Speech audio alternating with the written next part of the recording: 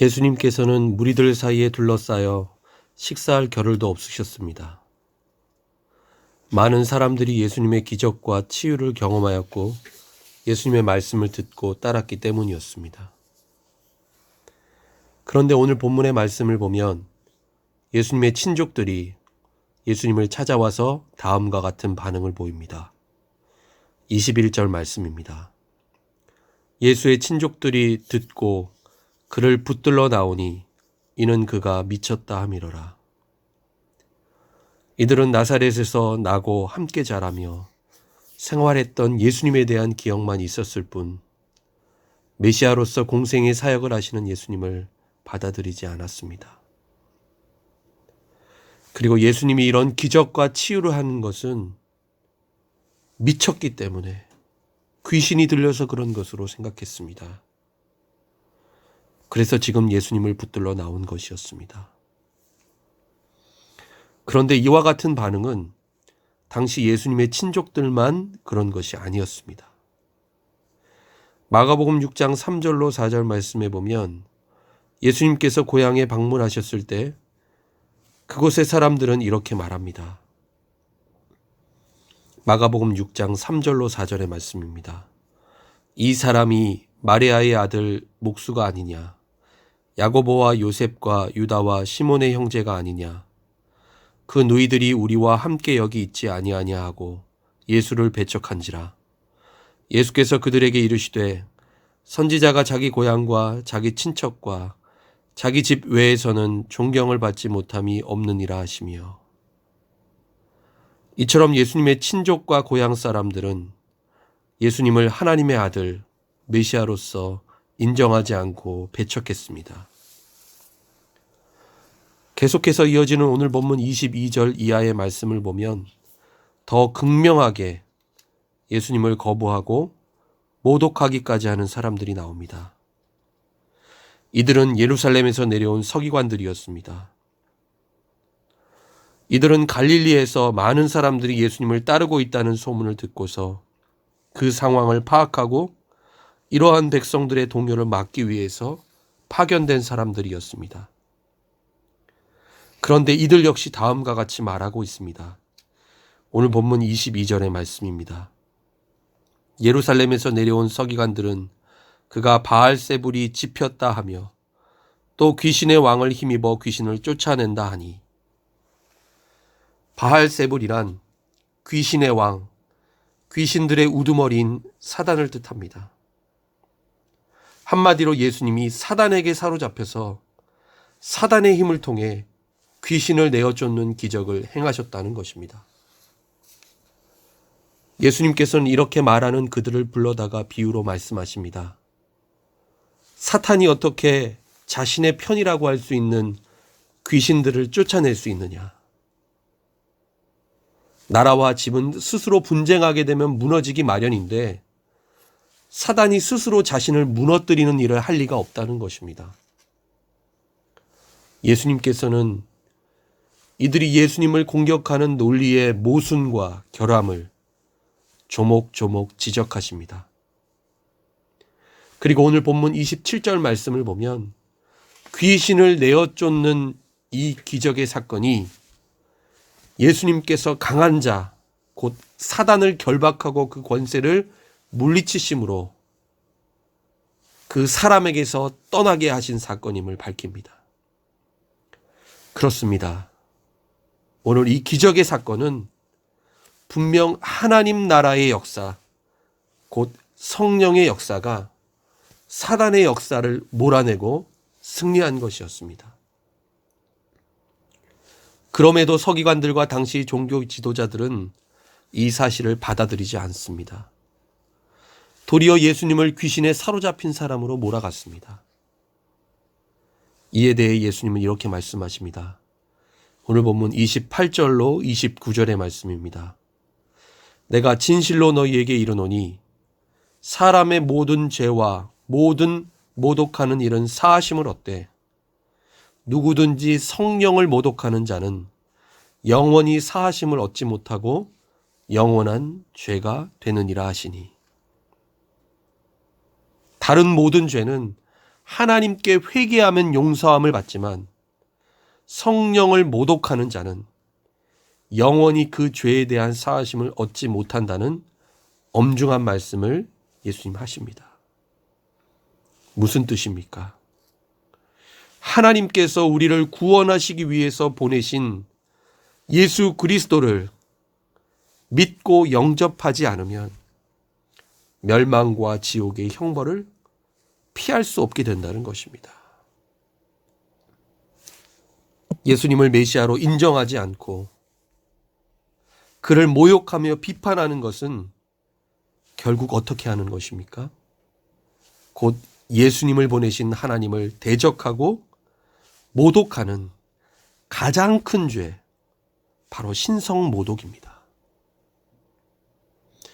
아무리 이들이 율법에 대한 지식이 해박하고 윤리 도덕적이며 사회적 위치와 신분이 높다고 할지라도 누구든 예외가 없습니다. 여러분, 요한복음 1장 12절로 13절에 뭐라고 말씀하고 있습니까?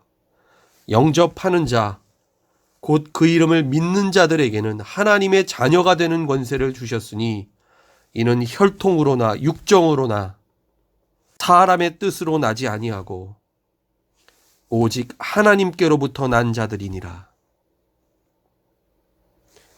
예수를 그리스도로 믿고 영접하는 자만이 구원받은 하나님의 자녀라는 것입니다. 여러분, 구원과 멸망을 판가름짓는 분명한 기준은 믿음입니다. 이와 같은 맥락에서 예수님께서는 누가 하나님 나라의 백성이며 진정한 가족인가를 오늘 본문 마지막 단락인 31절로 35절 말씀에 언급하십니다. 그때 마침 예수님의 어머니 마리아와 동생들이 와서 밖에 서서 사람을 보내어 예수님을 부릅니다. 예수님 곁에 둘러앉은 사람들이 이 소리를 듣고서 예수님께 이 사실을 알립니다. 그러자 예수님께서는 이들에게 이렇게 말씀하십니다.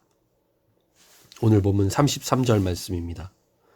대답하시되 누가 내 어머니이며 동생들이냐 하시고.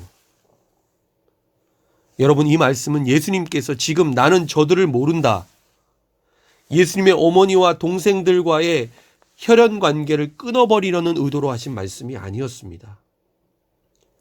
예수님께서는 진정한 가족이 누구이며 어떤 사람들이 하나님 나라의 백성인지를 말씀하시고자 한 것입니다. 그리고 예수님께서는 함께 둘러 앉은 자들을 보시며 말씀하십니다. 오늘 본문 34절 말씀입니다. 둘러 앉은 자들을 보시며 이르시되 내 어머니와 내 동생들을 보라. 지금 예수님 곁에 둘러 앉은 사람들은 아마도 제자들과 예수님을 따랐던 사람들이었을 것입니다. 여러분, 이들은 예수님과 어떠한 혈연 관계도 없었습니다. 당시 서기관들이나 제사장들처럼 사회적인 지위도 없었습니다. 그러나 예수님을 믿고 영접했다는 그 사실에 있어서만큼은 분명한 공통점이 있었습니다. 그런데 예수님을 믿는 이 믿음만 있으면 누구든 상관없습니다. 바로 이 한 가지 이유 때문에 이들은 주님 안에서 한 형제와 자매요 영적인 가족이라는 것을 말씀하십니다. 여러분, 만약 그렇다면 교회는 어떤 공동체입니까? 여러분은 어떤 자격과 기준으로 교회라는 공동체에 들어오셨습니까? 예수 그리스도를 주로 고백하고 믿는 믿음 때문이지 않습니까? 그러므로 교회는 하나님 나라의 백성들이 모인 또 하나의 가족, 영적인 가족 공동체입니다. 여러분, 특별히 우리가 지난 2주 동안 코로나 사태 때문에 함께 한자리에 모여서 예배드리지 못하고 사랑하는 교회 식구들을 만나지 못하는 상황이 되었습니다. 많은 분들이 정말 가족을 만나지 못하는 것처럼 서로 그립고 보고 싶어서 마치 이산가족이 된 것 같다는 이야기들을 하십니다. 저 역시도 그런 생각이 들었습니다. 예전에는 너무나 당연한 것이라 여겼던 예배와 우리의 일상이 이제는 그렇게 할 수 없다는 사실 때문에 안타까웠고, 하루빨리 이 모든 문제와 상황이 해결되어지기를 하나님께 기도할 뿐입니다. 여러분, 그런데 우리가 교회라는 공동체 안에서 이와 같은 생각과 감정이 든다는 것 참 신기한 일 아닙니까? 여러분, 우리가 피가 섞이기를 했습니까? 아니면 서로에게 어떤 다른 이해관계가 있어서 그렇습니까? 바로 예수 그리스도 안에서 영적인 한 가족, 한 공동체이기 때문에 그런 것 아니겠습니까? 이런 저와 여러분을 향해 예수님 말씀하십니다. 오늘 본문 마지막 35절 말씀입니다. 누구든지 하나님의 뜻대로 행하는 자가 내 형제요, 자매요, 어머니니라. 여러분, 이 말씀은 우리가 믿음 안에서 영적인 가족이 되었는데, 그렇다면 우리는 어떻게 살아야 하는가? 무엇을 최고의 가치로 여기며 추구하는 삶을 이 땅에서 살아야 하는가를 분명히 말씀해 주는 구절입니다. 여러분, 그것이 무엇입니까? 하나님의 뜻대로 행하는 것입니다. 하나님의 통치와 다스림 가운데 사는 것입니다. 주님이 말씀하신 대로 순종하며 믿음대로 사는 것입니다. 십자가에 달려 죽기까지 하나님 뜻에 온전히 순종하셨던 바로 예수님처럼 사는 것, 날마다 예수 그리스도를 닮아가는 것입니다. 여러분, 세상은 오늘 본문에서 친족들과 서기관들이 예수님을 대했던 것처럼 우리를 이상하게 여기고 마치 정신 나간 사람들처럼 여길지도 모릅니다. 그런데 어쩌면 그러한 반응을 보이는 것이 정상일지도 모릅니다. 분명 하나님 나라가 추구하는 가치가 세상의 가치와 완전히 다르기 때문입니다. 그래서 우리가 이 땅을 살아갈 때 세상과 부딪히게 되는 갈등이 있고 고난이 따르는 것이죠.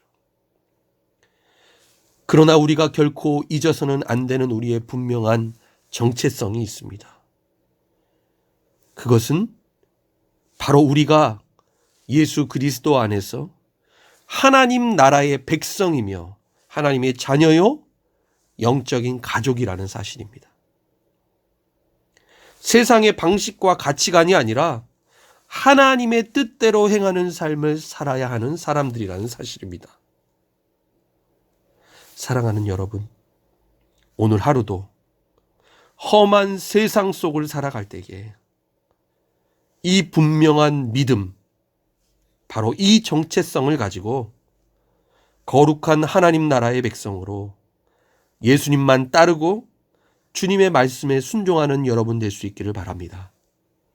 뿐만 아니라 하나님께서 우리에게 허락하신 이 교회, 믿음의 공동체 안에서 우리가 영적인 가족임을 다시금 깨닫고 이 공동체를 사랑으로 아름답게 잘 세워나가는 저와 여러분 될 수 있기를 예수님의 이름으로 간절히 축원합니다. 기도하겠습니다. 하나님 아버지, 우리에게 예수 그리스도를 믿는 믿음 주셔서 하나님 나라의 백성으로 이 땅을 살게 하신 주님의 은혜에 감사를 드립니다. 또한 우리에게 믿음 안에서 교회 공동체라는 영적인 가족을 허락하여 주심에 감사합니다.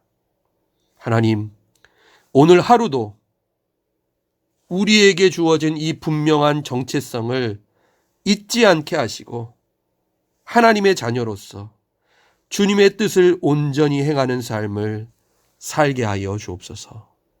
예수님의 이름으로 기도드립니다. 아멘.